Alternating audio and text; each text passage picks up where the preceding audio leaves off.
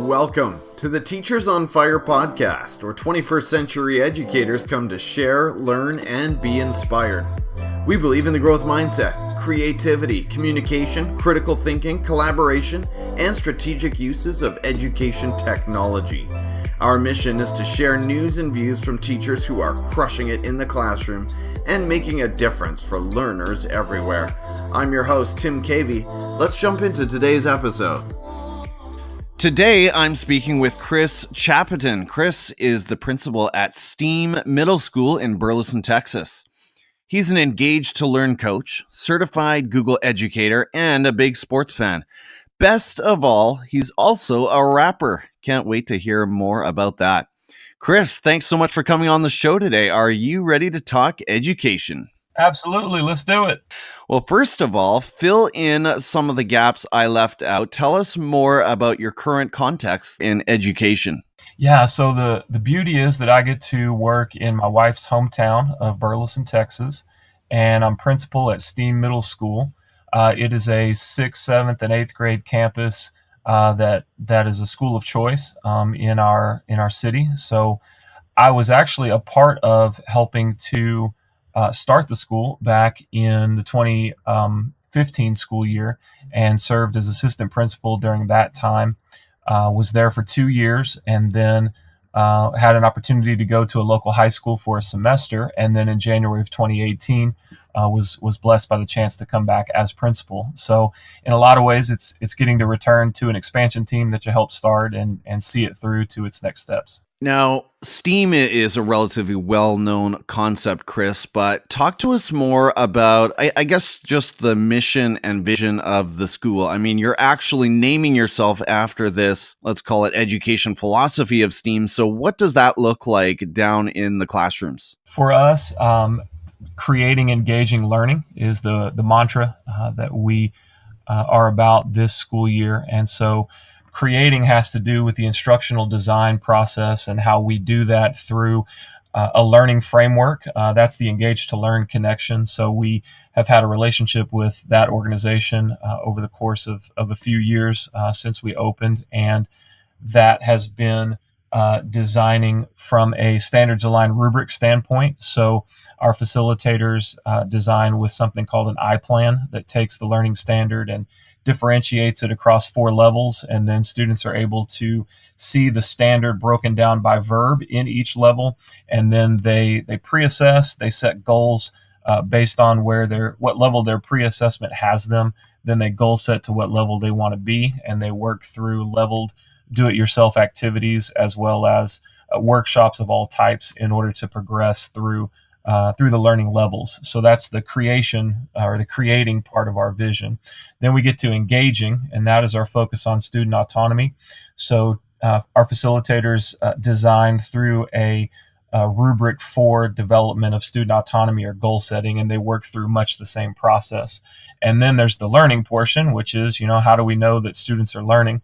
Some of that has to do with the goal setting as it pertains to standards alignment and student autonomy. And then some of it has to do with kind of our organically growing into assessment calibration.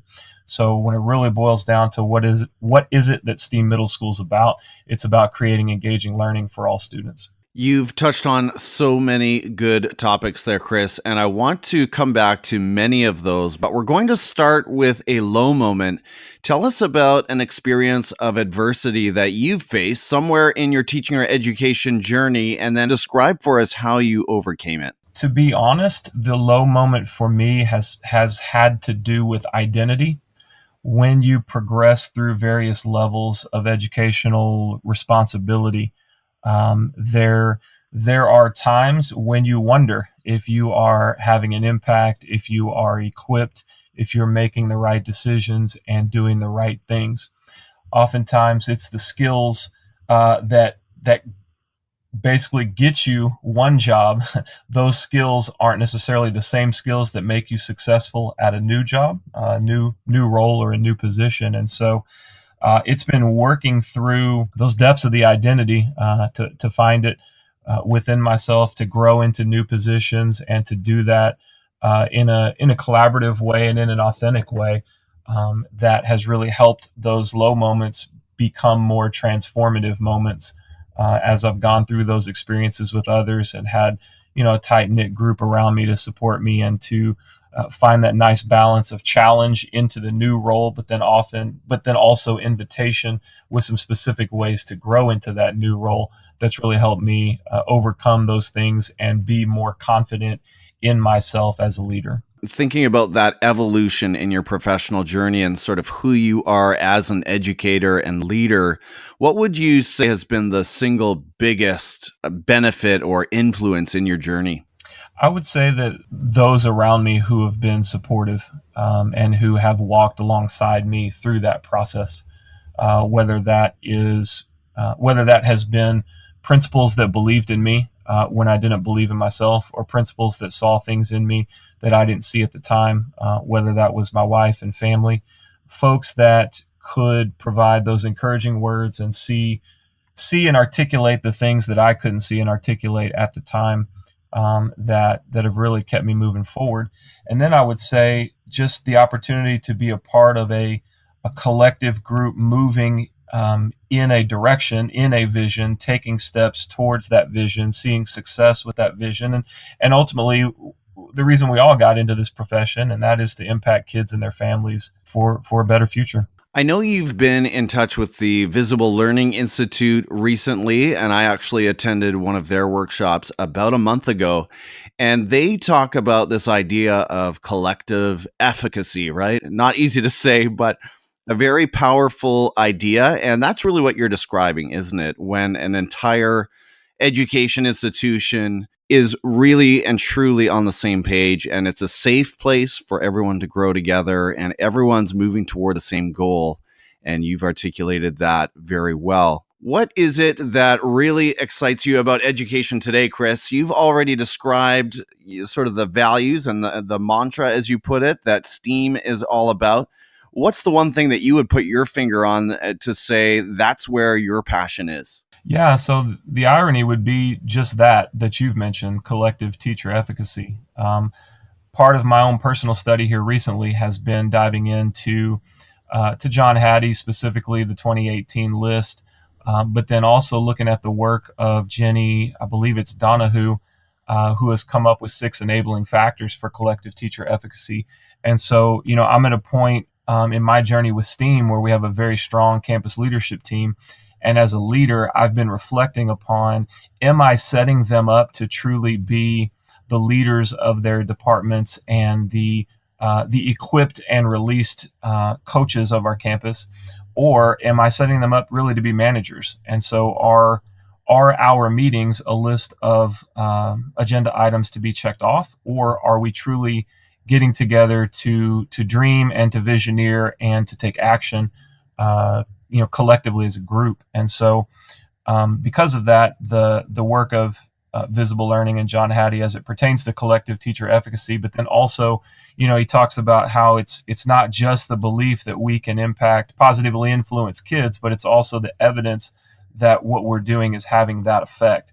And so we've really, over the last 2 or 3 weeks, been looking internally about, how are we developing that belief amongst our leadership team and then also amongst our staff? But then what evidence can we look towards that shows us, the relationships we're building with kids and families are strong, and the instructional design and instructional strategies that we're utilizing are having the effect of student achievement. That is some exciting stuff. And if you're listening and we're losing you a little bit, not everyone has been exposed to the Visible Learning Institute or some of the ideas coming out of that organization and from John Hattie. I encourage you to check out the Visible Learning Institute or Corwin Press and take a look at what's going on. And just quickly, I'll say that, and Chris can probably correct me, he sounds pretty well versed in this stuff, but John Hattie and his organization have done a meta-analysis of hundreds and hundreds of studies to ask the question, what factors influence student learning the most, right? And they've come up with a list organized by power or by effect of items and factors that affect student learning. And so it's really, really fascinating and powerful stuff. Did I leave anything out there, Chris? No, that's absolutely correct. And it's been great for us to take a look at the effect size of the particular strategy or the particular category or whatnot, but then also pair that with stories where that strategy or tool has been effective. That's been a powerful combo for our teachers to really see to see evidence of what they're doing having the impact they want it to have. So, Chris, maybe we've already touched on this, but how are you looking to grow professionally and improve your practice this year? All of those, what we just discussed, really for me, takes place under the heading of leadership. So, like leadership and coaching are professional areas where I'm continually seeking to grow in order to be most effective myself, but then also to support and empower others in terms of leadership on our campus. Chris, outside of education, I love to hear about what makes you a human being. What are your other areas of passion and personal learning? So tell us about something outside of the school that really energizes you and ignites your passions as a human being. Being a part of obviously life with family, being a part of serving others, having I mentioned in the opener being a part of the city or the community that my wife grew up in, and so we have a lot of unique opportunities because of that. Both of us having been in or around this area since high school. We've had a lot of opportunities as a result of those relationships and the longevity there to have some lasting impact in the community. And so I would say anything service oriented.